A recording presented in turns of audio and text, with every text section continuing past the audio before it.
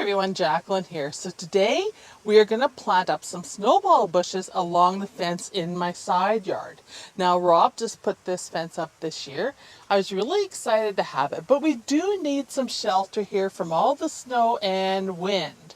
And if you remember in the spring, and I'll put some footage in here for anybody who hasn't seen that video, I took my existing snowball bushes, which are right here, and I pruned them back super hard.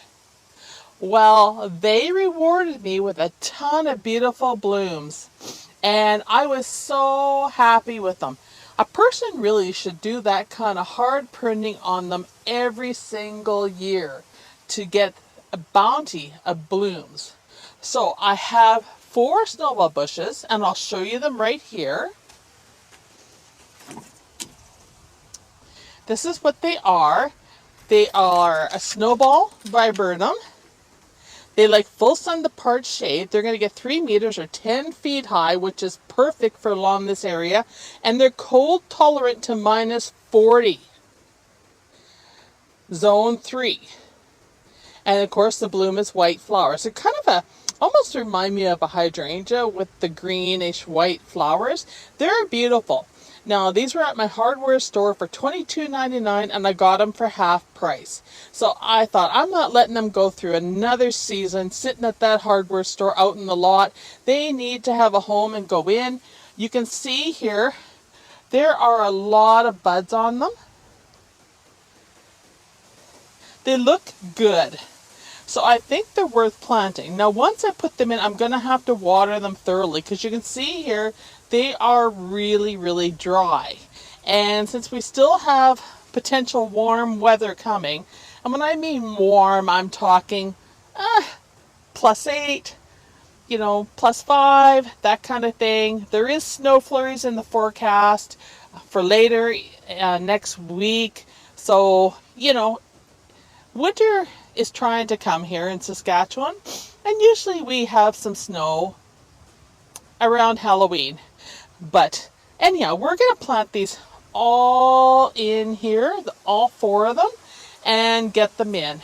Now, I do have some grasses in here. The neighbor's child came over and helped me put my grasses in.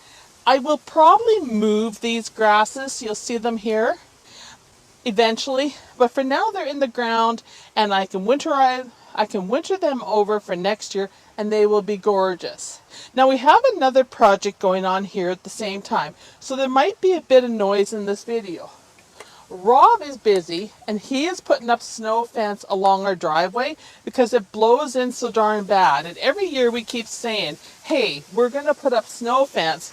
And this year we decided to do it. And we're going to put it in multiple areas. So he is working away at that. These are all laid out now. And you can see I'm putting them about 4 or 5 feet apart. I think that's sufficient for this area. We're going to plant a number of other plants in front of these in the spring to develop this area. I'm also going to bring in cardboard and better soil and mulch around these and everything to make this a really nice tree line, because I'm going to start beautifying this side yard. That's on my list for next year. So I'm going to dig these in now, and you can see how they look. I mean, they're twigs. There's not a lot to see, but just imagine how beautiful they'll be in the spring. And imagine when they get a few years on them. They're going to be as tall as these ones here and beautiful. And I can prune them up, or I can let them sucker and make kind of a hedge out of it, because snowball bushes will sucker. So I usually clean mine out because I like them to look like a tree with the branches coming up so you can see the nice bark, and then a full head of leaves on the tree like look. However, these I might let them fill in on the bottom and sucker to just fill this area in completely to help block the wind. Alright, these are all in. There are 4 of them along here, and I'll show you them up close. There you go, you can see them in here. They look good. And then you can see them all along there. Now, don't come after me. This area is a mess, but it's going to be developed.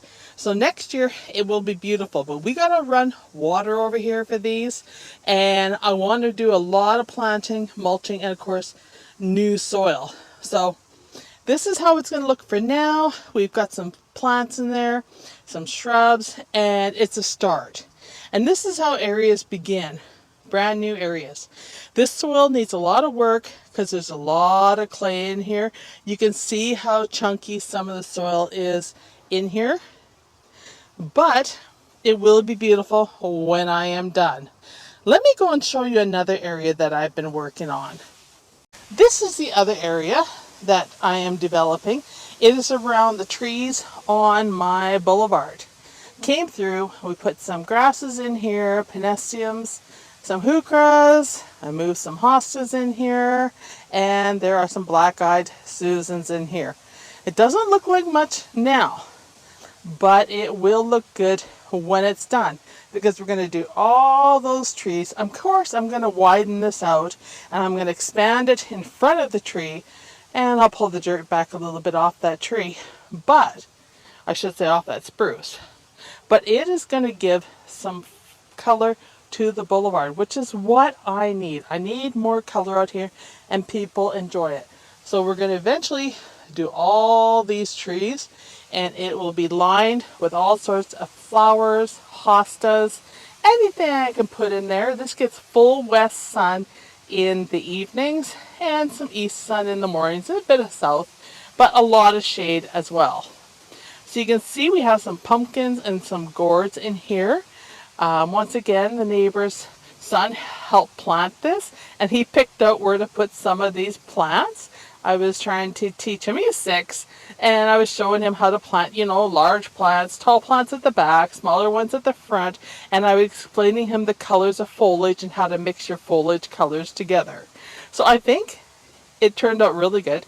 There is some bugleweed in here too, you'll see. And these were all the plants were in my pots in my driveway. So when you use perennials in your containers, fall comes, you don't waste them. You put them in the ground somewhere else and make them pretty. So I think next year I could do a really good pumpkin display in this area once I get more of this built along here. Maybe even a bench out here would be nice for people to sit on. We'll see. It's a work in progress, and I'm just winging it.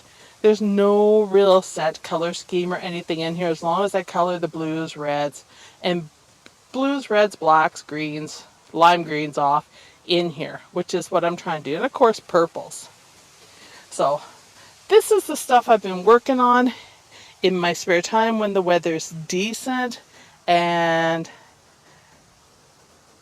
I think it was a really great project for children, especially when they've got to have fun and place these. So we gave this bed a name. I'm not going to say what the name is because he named it, and because I want to give his name away or anything like that. But yeah, children, I like to maintain their privacy, and I won't put them on video. That is something that they need to decide as themselves, and so do their parents.